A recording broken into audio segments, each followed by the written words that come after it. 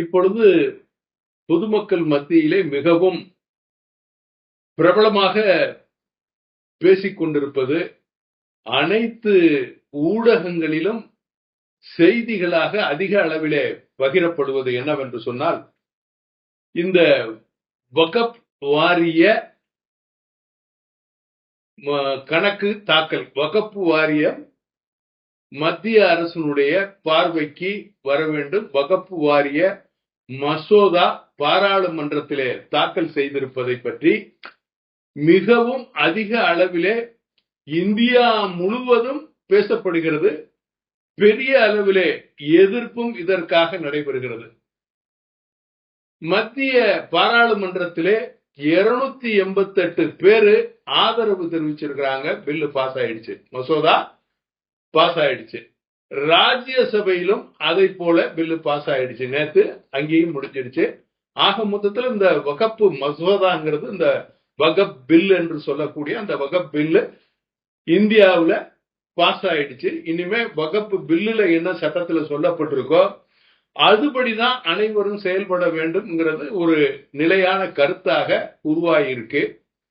இதுல என்ன அப்படின்னு கேட்டீங்கன்னா, இப்ப சியா முஸ்லீம், சன்னி முஸ்லீம், இப்படி இந்த முஸ்லீம்ல உள்ள சில பிரிவுகள் எல்லாத்தையுமே அந்த வக்ஃப் கீழே, அந்த வக்ஃப் செய்யப்பட்ட அந்த சொத்துக்காக அந்த வக்ஃபுக்கு கீழே ஒன்னா கொண்டு வந்துட்டாங்க. இப்ப இதுல மாற்று கருத்தோ மாற்றமோ எதுவும் இருக்காது.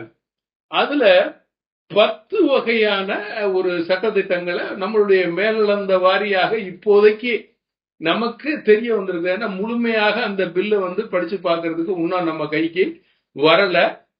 ஆனா இதுவரைக்கும் வெளிவந்திருக்கிற ஒரு அந்த தகவல் என்ன அப்படின்னு நீங்க சொன்னீங்கன்னா, ஒரு இஸ்லாமானவர் ஒரு 5 வருஷமாக இஸ்லாத்தை தழுவி இஸ்லாமானவராக இருந்து 5 வருஷத்துக்கு கடந்ததுக்கு அப்புறம் தான் அவற்றை இருக்கிற சொத்தை அவர் வக்ஃப் செய்யப்படும். வக்ஃப் செய்யறது என்ன? இறைவன் பேரால எழுதுறது. இந்த வக்ஃப்ன்ற ஒன்ன எல்லாருக்குமே என்ன தோணும்னா, அந்த வக்ஃப்னா என்ன?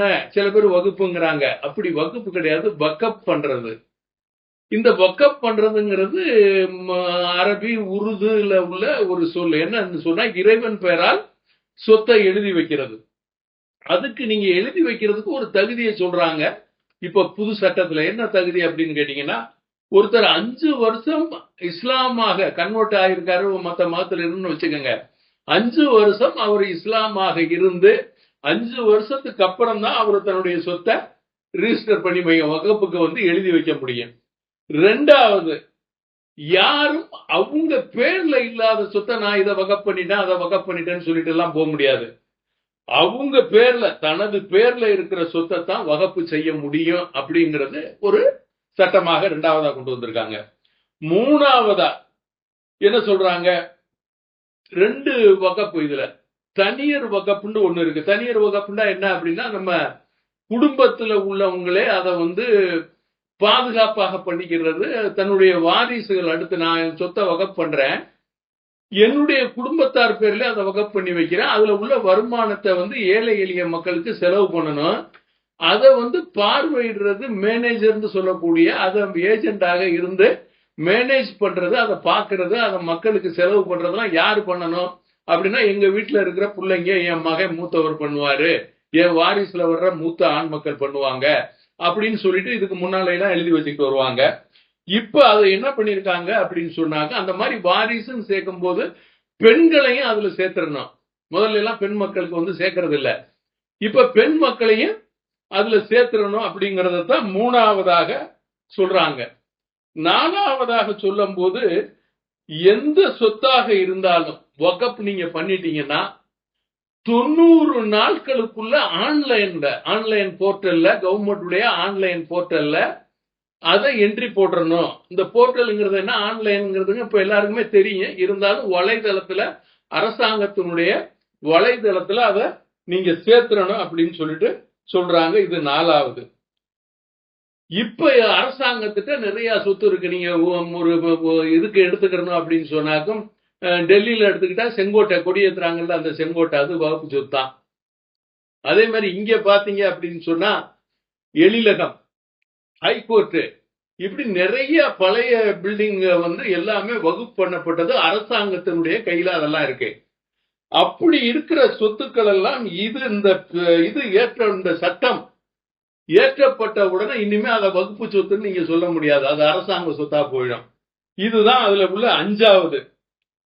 இதுல வகுப்பு வாரியத்துல இதுவரைக்கும் உறுப்பினர்கள் எப்படி இருக்காங்க அப்படின்னு கேட்டீங்கன்னா, ஒரு கட்சியை சார்ந்தவர்கள் மாநிலத்தை பொறுத்த வரைக்கும் நீங்க பாத்தீங்கன்னா திமுக, அதிமுக, இல்லைன்னா வெஸ்ட் பெங்கால் எடுத்தீங்கன்னா மம்தா பானர்ஜி, காங்கிரஸ், இப்படி எந்த கட்சி ஆளுங்கட்சியா இருக்கோ அந்த ஆளுங்கட்சியில இருக்கக்கூடிய ஒரு எம்எல்ஏ, ஒரு எம்பி, ஒரு 9 உறுப்பினர்கள், மொத்தம் 11 பேர் வச்சிருவாங்க. அதுல ஒருத்தரை சேர்மனா போட்டுருவாங்க.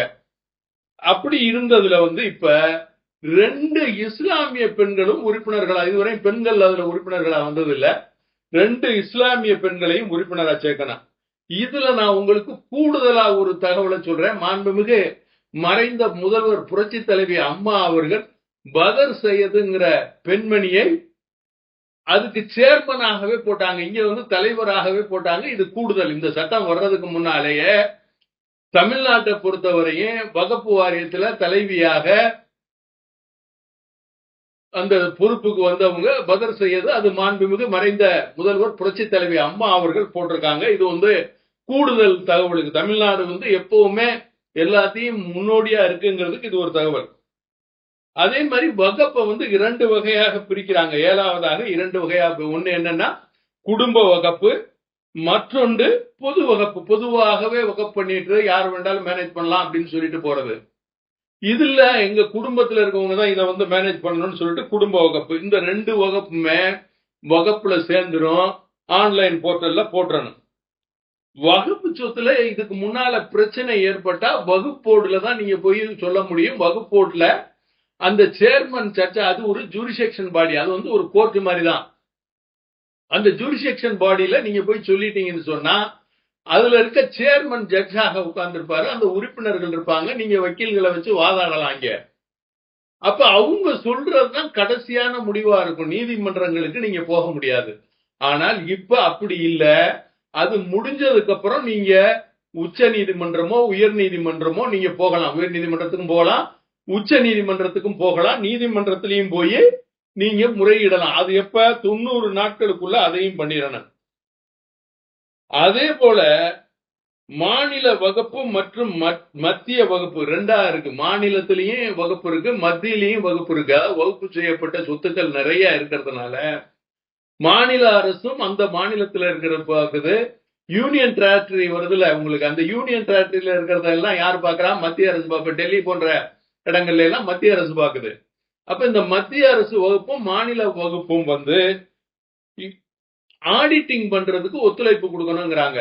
அதாவது இருக்கிற சொத்துக்களை, கணக்கு வழக்குகளை காட்டணும்.